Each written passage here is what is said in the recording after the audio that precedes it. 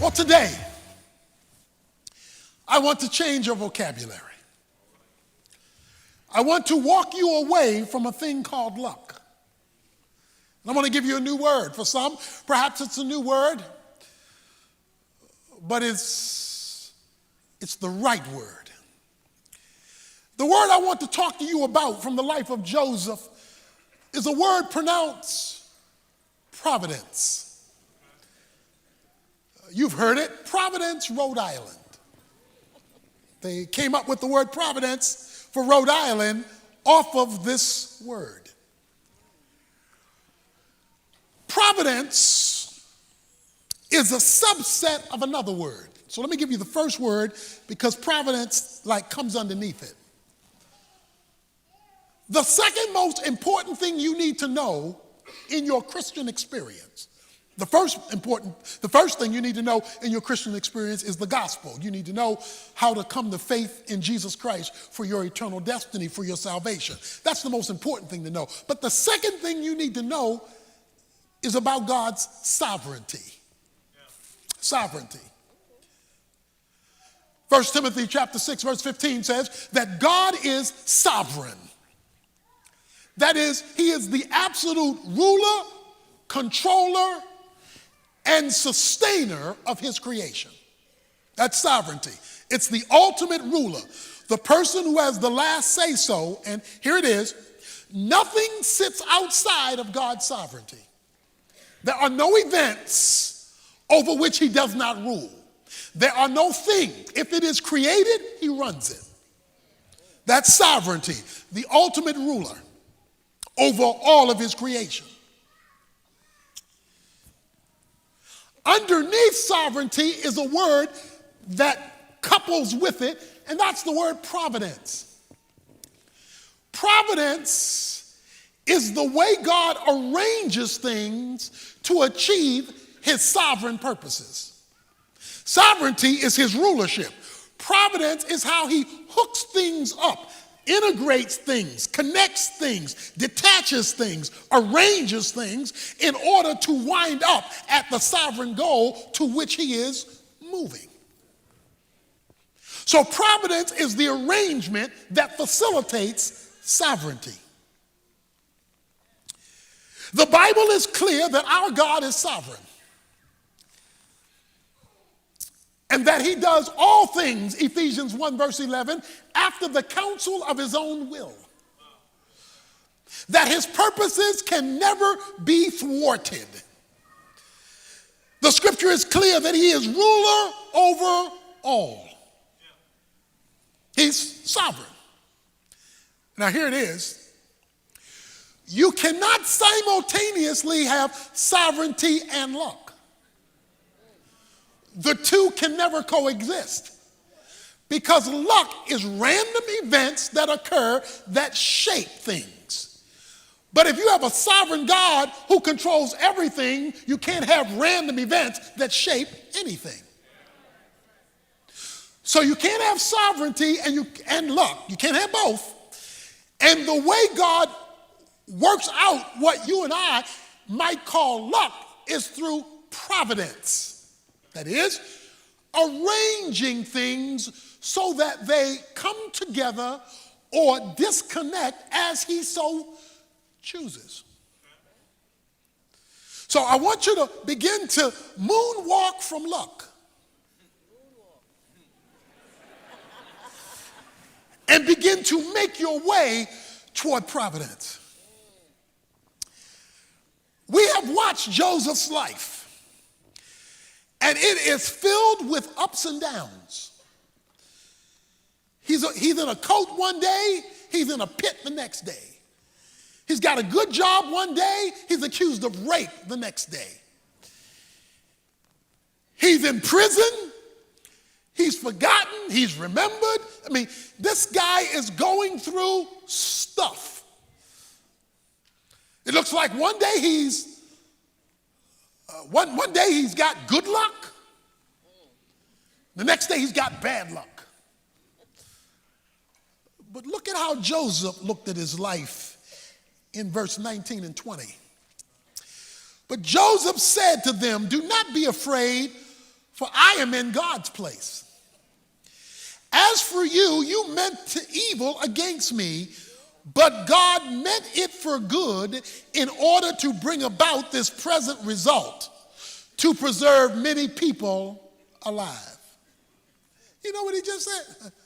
God did this on purpose. What looked like an unlucky day and a lucky day was God fulfilling his purpose to bring me to my destiny. If you ever get providence, the subset of sovereignty, and move away from luck, you will begin to view life differently. Sovereignty must be the foundation and his providential working, we'll talk about that, by which you now begin to live and look at the events that shape your life so that you can arrive at your divinely ordained destiny. But if you start with the foundation that God is sovereign and that he providentially arranges things to accomplish his goal, you have laid a foundation through which to look at the complexities of life that comes your way. What you and I and others may look at as random events are actually orchestrated events in the purpose and plan of God. Let's put it another way. This mysterious thing called providence means God is sitting behind the steering wheel of history. And sometimes he's on the main highway, other times he's driving down back alleys. Sometimes it looks like he's going the wrong way on a one-way street. But he's steering the steering wheel of history to arrive at a destination. Now let's get this straight. Sovereignty and his providence, how he hooks things up, is not merely related to the big things that happen. See, we look at the big things and we say, well, either God was in it or God wasn't in it because it affected me greatly. Sovereignty is so complete and providence is so intricate that God includes the details. That's why Matthew 10 says that God knows every hair that's on your head and when it comes out. And he says he knows every sparrow that falls out of a tree. So when we talk about the sovereign providence of God, we're talking about not only that he controls the big things that get our undivided attention, but the little things we don't think twice about. Now, I know you like to think the devil is in the details, but God says, I'm in the details. Because sovereignty covers everything, and providence is how he hooks the everything up in order to arrive at his specific purpose. Because God is sovereign, he is never caught by surprise, and he never says, oops, that one got away from me. He doesn't do that. Because if he's controlling the big and the little, that means he's not surprised by anything. What shocks you was long known by him. So here is the word. The word is providence. God arranging things. So let me help you right now about providence. The Bible says in Romans chapter 11, verse 33, God says that his ways are unsearchable. You can't Google his providence. You cannot sit at your computer and Google God's ways and get the intricate details of how he does what he does, because it is past finding out. So don't be surprised when God doesn't make sense. He's not supposed to. Because his ways are not our ways, and his thoughts are not our thoughts, and they're not even close. As high as the heavens are above the earth, Isaiah 55 says, so is the gap between God's thinking and our thinking, God's ways and our ways, and you cannot He is the unfigure-outable God. The only things you can figure out is what he decides to tell you. And Deuteronomy 29:29 says he doesn't tell you everything. Now watch this. He says in verse 20, as for you, you meant evil against me, but God meant it for good. Please stick with that word meant. They did, his brothers, his family, did evil against him. And he says, and you meant it for evil. You messed up my life on purpose. You planned to sell me as a slave. You planned to tell my daddy I was killed by an animal. You planned to ruin my life. Anybody in here where somebody planned to mess you up? I mean, they pre-planned that thing. They thought about that thing. He says, as for you, you meant it for evil. But then he uses the word meant again. But God meant it for good. Providence includes good and bad. God is sovereign. Nothing happens outside of his rule. But within God's sovereignty, he created freedom. Freedom means you get to choose. There's no freedom without choice. You're free to say yes or no, to go or stay. God created freedom, but he's also sovereign. So how can he be sovereign and control everything and at the same time create freedom? Because freedom means I can do good or bad. I can be righteous or unrighteous. I can be evil or not. We've all done both because we are free. God is sovereign. He's created boundaries. But he's also created freedom. That freedom allows you to do bad or good, to be right or wrong. But he limits how free he lets free go.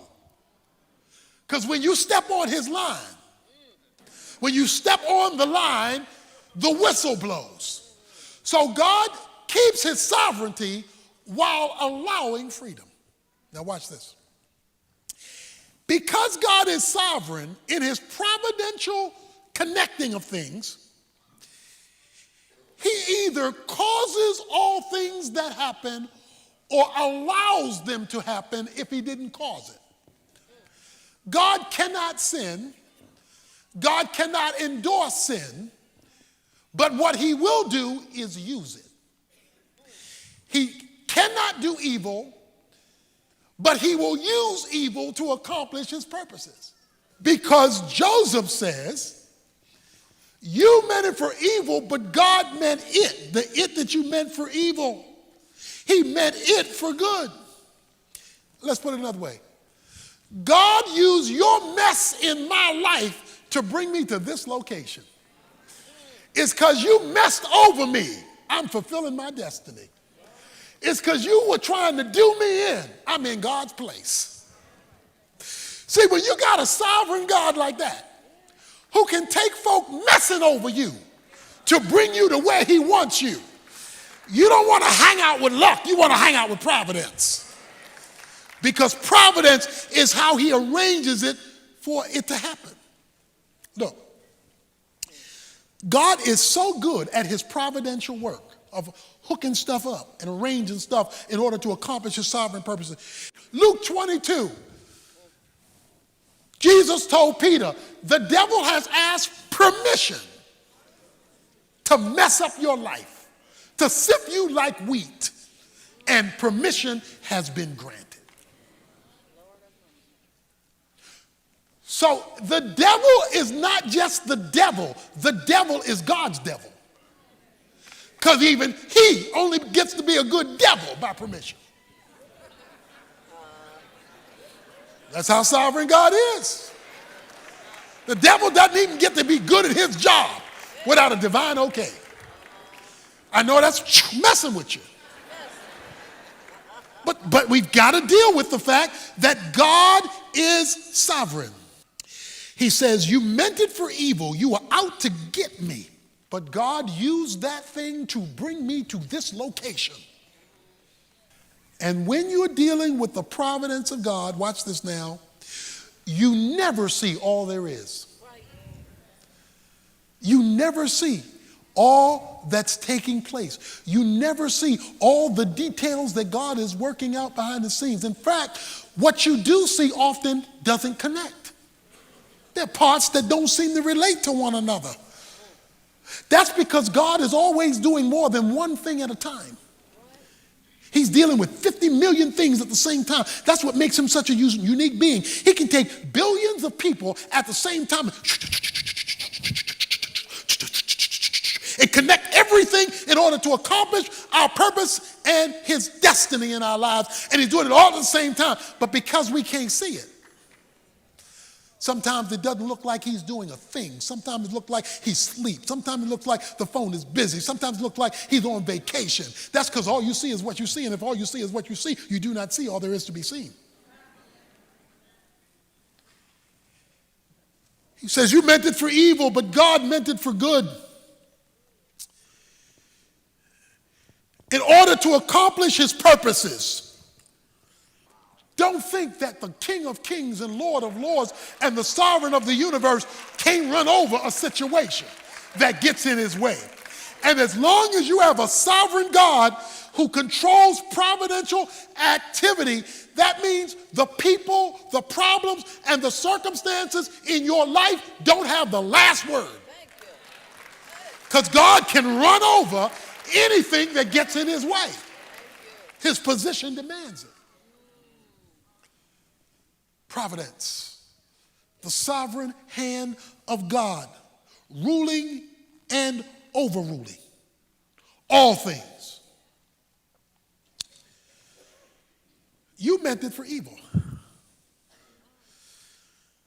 But the idea here is that God in his providential working takes good and bad to bring about, I like this, the present result. What is his present result? This man has reached his destiny. He's in the place God was taking him all the time. It took him 22 years to get here. When we started, he was 17. This is 22 years later. So it took him 22 years to arrive at this spot. Because we don't arrive at our destiny overnight. Very few people arrive there. It depends on what God's purposes are and whether we're cooperating or contradicting those purposes. Whether we're walking with him or walking against him, which can affect the delay or the development of our destiny. Our goal through this series is for everybody to end your life having reached your destiny. Even if it meant evil had to be used to get you there. Now, I know some of you are thinking, well, what if you're the one that did the evil? That's another sermon for another day. But God never endorses it, but he does use it. Here's the goal of God's providence. You know the scripture well. Romans 8:28. All things work together for good to them who love God and who are called according to his purposes. All things work together for good to those who love God and are called according to his purposes. God's goal in our destiny is always his glory and our good. God is the master weaver. And things are rarely as they appear. You have to know that. Well, there's a statement in this story. I love this statement.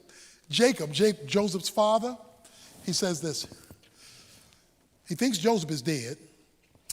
Benjamin, his son, is being held hostage by Joseph, for those who've read the story. They're getting ready to lose Simeon. They're hungry because there's a famine in the land. And Jacob did like many of us when everything is going wrong. He threw up his hands and said, all these things are against me. You ever felt like that? Nothing's right. Everything's wrong. And what's broke gets broker. Just everything is just wrong. He says, all these things are against me. Little did he know. Joseph was fine, prince in Egypt. Benjamin was fine, Joseph taking care of him. Simeon was going to be fine, and they were all getting ready to go up to Egypt to eat. Because you never see all that God is doing when you're looking at it. You only see that piece that he wants to show you right now You say, why won't you show me the whole thing? So that you learn to walk by faith and not by sight.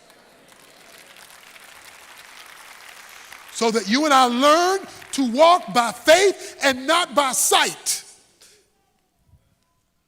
We had a cruise to Alaska. It was a cruise, the Urban Alternative, our national ministry, we had a cruise for our donors, and we went to Alaska. A number of years ago, we went to Alaska, and on our way back, the captain said, we're going to hit a storm. The captain said, we're going to hit a storm, and it might be a rough storm. And boy, was it a rough storm. Because we were in a storm, and it was dark outside. Sister Evans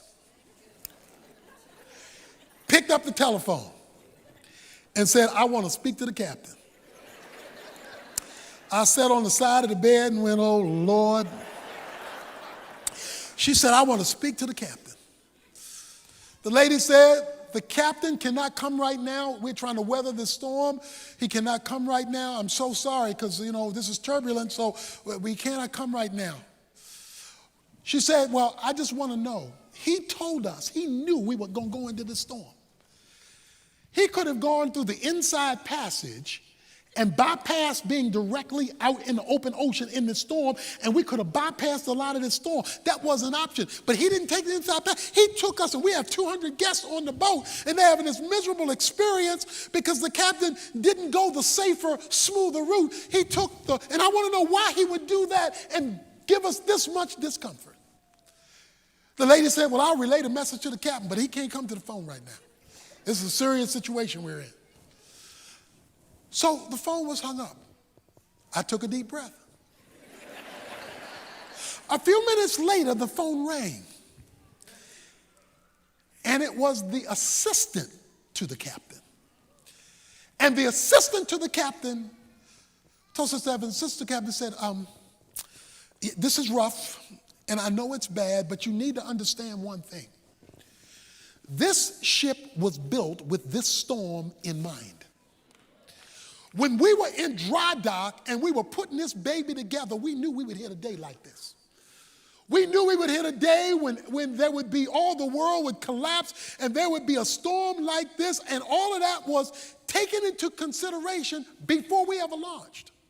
So even though it's uncomfortable and even though it's difficult, I just want you to know that you're going to reach your destination safely. Even though it's difficult sailing right now because of what was built here and because of who's in charge here, we're going to get you from where we took you back to where you came from, and you're going to get there safely. You may be on rough seas right now. You may be in turbulence right now. It may be dark right now. But your trial is on a ship that was built with this trial in mind, because you got a captain who knows how to weather the storm. You've got a captain who knows how to guide the ship. And you've got a captain who knows how to deliver you to your destination safely. Because even though the storm may mean it for bad, God means it for good to